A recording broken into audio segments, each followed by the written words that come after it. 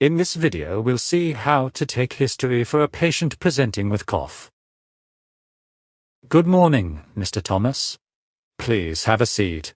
What brings you here today? Good morning, doctor. I've been having a cough. I see. Since when have you had this cough?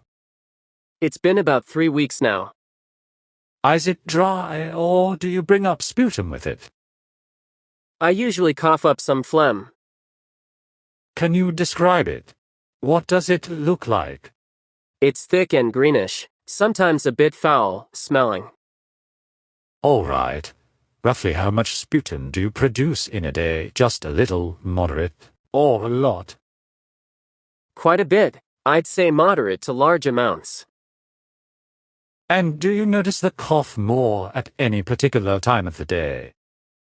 It's worse in the mornings.